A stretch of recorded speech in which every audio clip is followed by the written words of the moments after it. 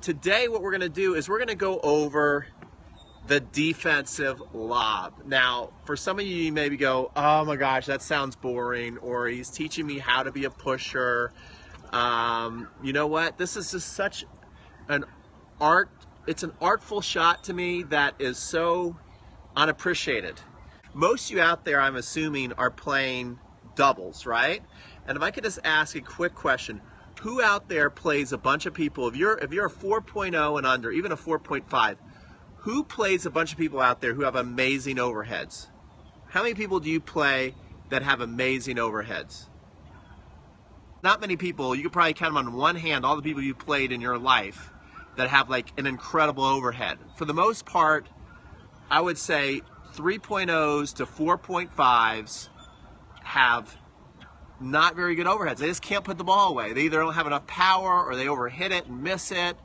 And the lob is a great opportunity to win a lot of points, okay? And it's not a boring way to win. Believe me, if you do the lob right, hitting a lob, forcing someone to run back, you know, you might be saying, well, I don't want to, I've heard people say, I don't want to win by pushing or hitting lobs.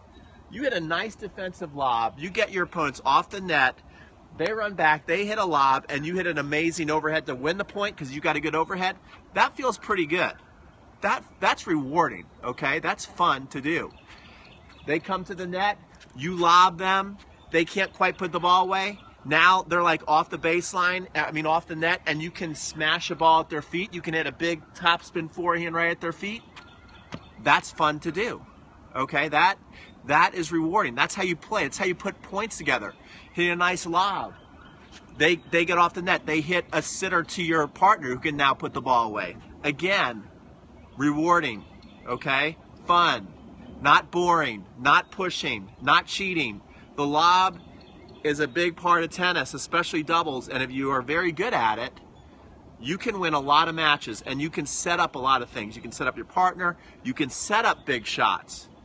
The problem that most people have is when people come to the net, especially guys are more guilty of this, you know, people come to the net and you just try and bang through them the whole time. And how many times in a row are you honestly going to be able to smash and hit a winner by people? Not many. You take 2 or 3 cracks at the ball, I bet you by your 3rd crack you're hitting the fence or hitting the net, right? So that lob is a big part. Here's my basically pattern when I play doubles. I like to get a return at the feet.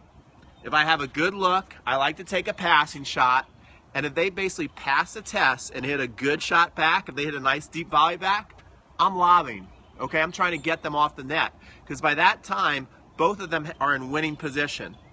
You got to know when your team, when your opponents are in winning position, your chances of winning the point go way down unless you can hit a really good lob. All right?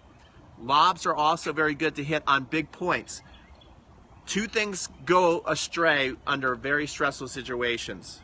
Remember that. To me, footwork, yep, feet, footwork, right, and communication.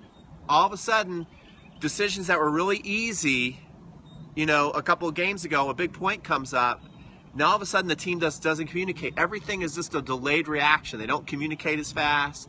They don't move as quickly. So now all of a sudden this lob over the, if the person's serving over that net person, that lob over that net person, now all of a sudden that communication breaks down. So let's go into the lob. Let me show you how to do it. First, let's talk about some things that people do that really mess up the lob. We're talking about the defensive lob. I think you want to be in that continental grip. I like to be in that continental grip. We're going to talk about the backhand lob. The number one thing I see is people try and do the lob with their hands. They flick their hands at the lob, and that's what usually, I don't know if you guys can see that. They flick their hands at the ball, and that which usually causes short lobs, no control. You know, I see lots of breaking of the wrist to try and get that ball up.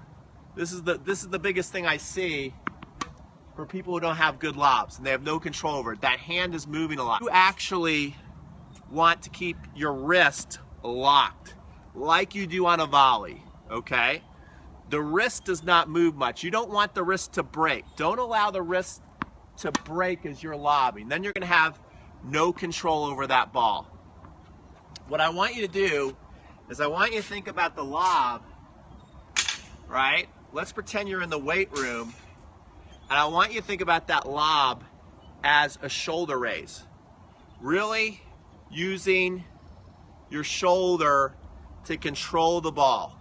And you want it to be a nice, steady, slow, long, rhythmic motion, okay? Going really high, okay? Right there to there. You can even do this for a warm-up to kind of feel, make sure your shoulder's feeling that. Right there is what I like. Another thing too is I don't think you want to get it up here like a traditional slice, getting that right up there and do it. I mean, you can, okay, and there's a pretty good lob right there, but I think you actually want to start lower. You want to keep your racket lower and then guide it up. And when you're slicing, you're going to come and you're going to, for a good slice, you want to come and hit that pretty level. You want to come and hit that pretty level to the nice driving slice, okay? For a lob, that's gonna open up quite a bit. That's gonna open, your racket face is gonna open up quite a bit. And so you're just feeling the shoulder and the leg move. Very little hands. And I think people think that you wanna feel the lob in your hands. You don't wanna feel the lob in your hands. You're gonna really feel the touch and how your shoulder raises. And how your shoulder raises and how you push through the ball. See, look at that, right back on the baseline. Do you see that, guys? Do you see that Atlanta right back on the baseline? And if you can get that lob, not every lob has to be great either. If you can get that lob just beyond the service line, many people cannot put the ball away once you get them past the service line. That's all you really need to be doing. Okay, so many people think you have to do this fantastic lob. You don't. As long as you're getting it high, right? Even if you can't get the ball that deep, but you're getting it pretty high, like that. I don't know if you guys saw how high that was. If you're getting that lob pretty high, shoulder, guys. The shoulder move, racket face open. That's all you want to think. And then look and see if it's going too short. What's going on if your lob's too short? So watch this. This is actually going to be a short lob. This is probably the one that people kind of hate. You hit a terrible short lob and you go, oh, well, I'm not going to do that again. That was embarrassing. I just got crushed. So what's the problem if your ball's going too short? See, I put that plenty high, but it landed short, right? Then my shoulder raise is just going too straight up. I'm doing this with my shoulder raise, right? It's almost like